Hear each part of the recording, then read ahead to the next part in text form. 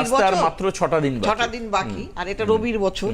হ্যাঁ, তাহলে সেই রবির বছরে যারা কিনা সরকারি রিলেটেড, যেরকম ধরো কন্ট্রাক্টর, হ্যাঁ, এবং যারা কর্মে পদোন্নতি চাইছে, সে এবং যারা ভালো জয়েন্টে ভালো পরীক্ষা দিয়ে সরকারিতে চান্স পায়, সেই জন্য এক্সিবিশন সরকারি কলেজ, হ্যাঁ, চান্স পায়, তো তাদের জন্য আমি বলবো এই সময়টা কিন্তু, এই যে মৌনী অমাবস্যা 18ই জানুয়ারি, তার মানে তুমি বলছো পদোন্নতির ক্ষেত্রে একটা সম্ভাবনা, যে জটিলতা বিভিন্ন সরকারি সেক্টরে রয়েছে সেই জায়গা থেকে বেরিয়ে আসা, এবং সরকারের সঙ্গে যারা বিভিন্ন কন্ট্যাক্টে যুক্ত রয়েছে, বিভিন্ন কন্ট্যাক্টে, সেটা রাস্তা হতে পারে, আরো নানান কাজে হতে পারে, বহু কাজ রয়েছে যেগুলো সরকার কন্ট্রাক্টরকে দিয়ে করায়, সেই কাজের ক্ষেত্রে কাজ পাওয়া বা কন্ট্যাক্ট পাওয়ার ক্ষেত্রে বলছো, এবং আরেকটা বলছো হচ্ছে পড়াশোনার ক্ষেত্রে বলছো। আচ্ছা, এইবার তাদের জন্য কিন্তু যদি তারা এই মৌনী অমাবস্যায় এই কাজগুলো করে নিতে পারে, তাদের ছক অনুযায়ী, আসলেই করে দেওয়া যাবে না। মৌনী অমাবস্যা কবে?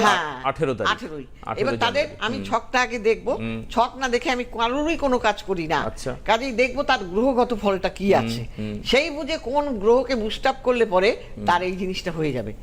তাহলে সেইভাবে যদি কাজ করা যায় 100%। মানে তুমি বলছো যে 26 ভালো যেতে পারে, তার এক এবং একমাত্র প্রথম কাজ হচ্ছে মৌনী অমাবস্যাকে কাজে লাগাও, যেটা হচ্ছে 18 তারিখ, 18ই জানুয়ারি।